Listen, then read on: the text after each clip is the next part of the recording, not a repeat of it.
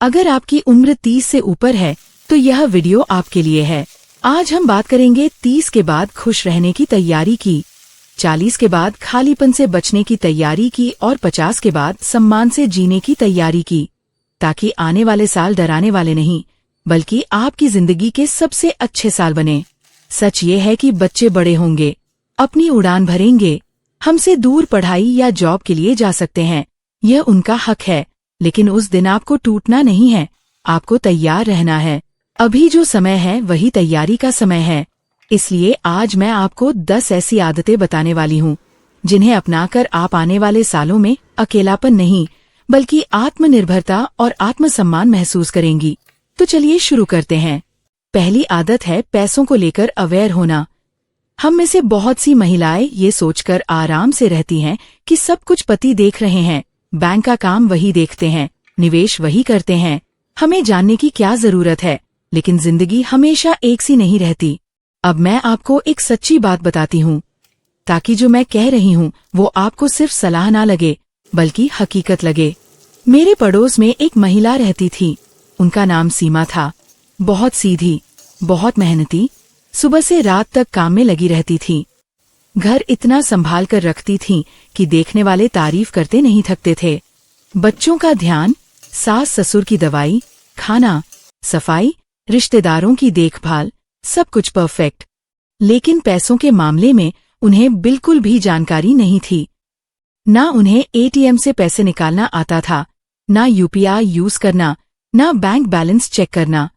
हमेशा एक ही बात कहती थी, मेरे हस्बैंड है ना, वही सब देखते हैं, मुझे क्या जरूरत है इन सब में पड़ने की। उन्हें एटीएम का पिन नहीं पता, बैंक में कितना पैसा है नहीं पता, कौन सी पॉलिसी चल रही है नहीं पता। बस इतना भरोसा था कि सब ठीक है क्योंकि पति संभाल रहे हैं।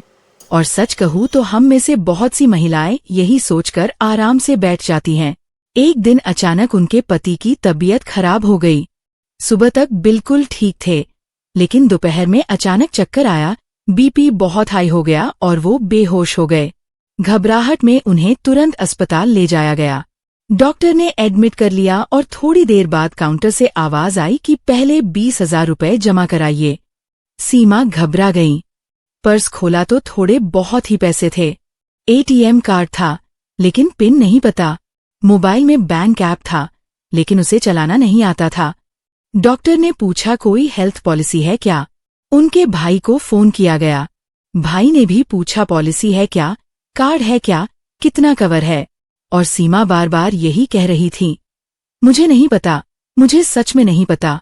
उस वक्त उनकी हालत ऐसी थी कि एक तरफ पति बेहोश पड़े हैं, दूसरी तरफ पैसों की चिंता और ऊपर से खुद को कोसना कि काश मैंने पहले जान लिया होता। किसी तरह उनके भाई ने पैसे का इंतजाम किया, इलाज शुरू हुआ और धीरे धीरे उनके पति ठीक भी हो गए। लेकिन उस दिन के बाद सीमा बदल गई।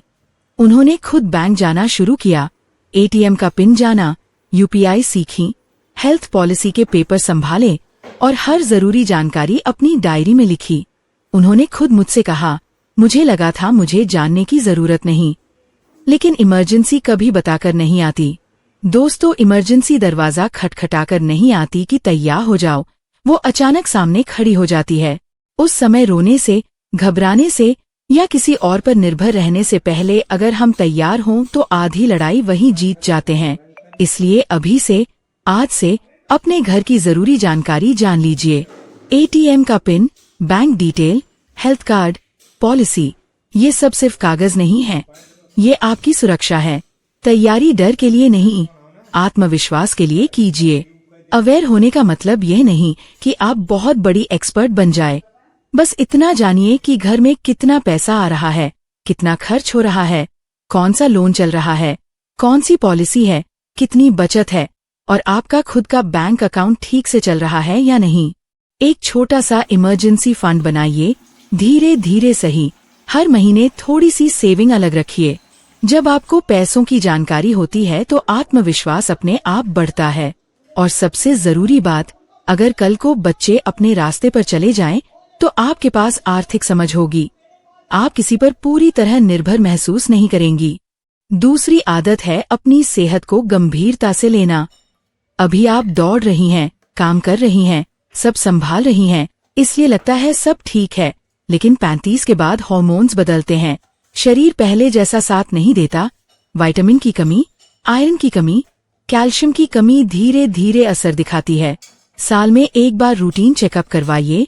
Basic blood test, vitamin level, thyroid, sugar, ये सब जानना जरूरी है। रोज थोड़ा चलना, धूप लेना, पानी सही मात्रा में पीना, ये छोटी बातें आगे चलकर बहुत बड़ा फर्क डालती हैं। अगर आप स्वस्थ रहेंगी तो ही आने वाले सालों में एक्टिव रह पाएंगी, नहीं तो शरीर ही रोक लगा देगा। तीसरी आदत है कुछ न कुछ सीखते रहना। उम्र सीखने की दुश्मन नहीं होती, सोच होती है। अगर आज आप कोई स्किल सीखना शुरू करती हैं, चाहे छोटा सा ऑनलाइन कोर्स, चाहे कुकिंग का एडवांस लेवल, चाहे स्टिचिंग, पेंटिंग, भजन ग्रुप में हारमोनियम सीखना या डिजिटल स्किल, तो 15 साल बाद वही स्किल आपकी पहचान बन सकती है। बच्चे जब अपने काम में व्यस्त होंगे तब आपका भी अपना काम होगा, आपका अपना सर्कल होगा।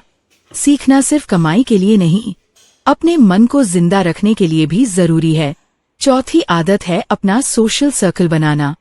सिर्फ रिश्तेदारों तक सीमित मत रहिए, अपने जैसे लोगों का एक छोटा सा ग्रुप बनाइए। चाहे morning walk group, kitty group, भजन मंडली, मंदिर सेवा, योगा क्लास या किसी एनजीओ से जुड़ना। जब आपके पास अपना समूह होता है तो जिंदगी में खालीपन कम होता है। बातचीत, हंसी, साझा अनुभव, ये सब मन को मजबूत बनाते हैं। और जब बच्चे दूर होते हैं तब यही लोग आपके आसपास होते हैं। पांचवी आदत है अपनी पहचान को सिर्फ माँ या पत्नी तक सीमित मत रखिए। ये रिश्ते बहुत खूबसूरत हैं, लेकिन आप सिर्फ यही नहीं हैं। आप एक अलग इंसान हैं।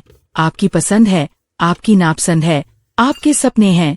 आज से ही हफ्ते में थोड़ा समय सिर्फ अपने नाम कीजिए। कोई छोटा सा काम शुरू कीजिए, चाहे घर से छोटा बिजनेस, चाहे पार्ट टाइम कुछ, चाहे बस लिखना, पढ़ना, सिखाना।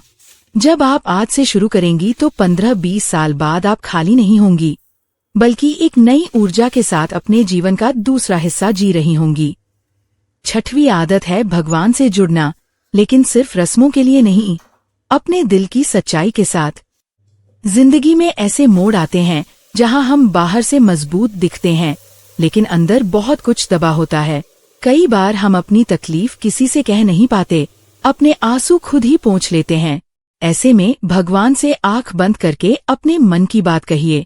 जो डर है, जो चिंता है, जो अधूरापन है, सब बोल दीजिए।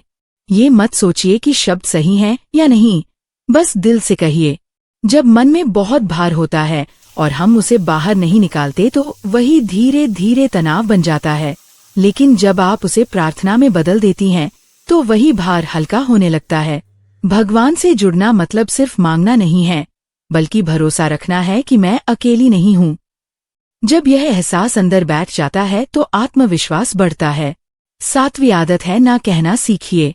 हम में से बहुत सी महिलाएं हर बात के लिए हाँ कह देती हैं, चाहे मन हो या ना हो।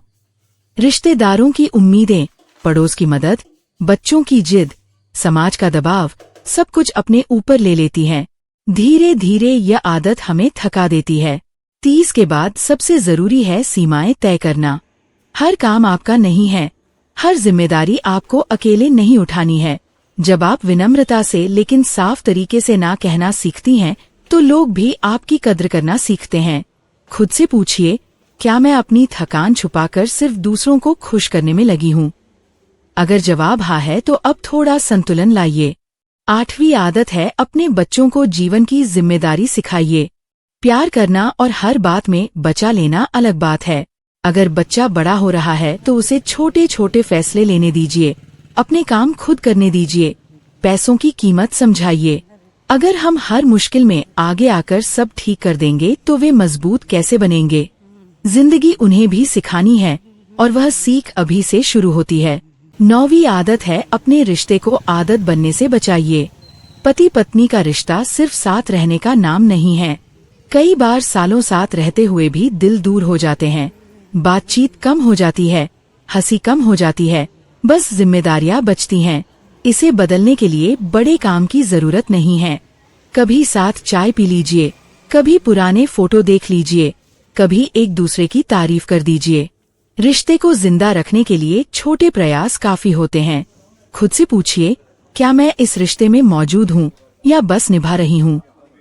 10वीं आदत है, अपनी उम्र को रुकावट मत समझिए।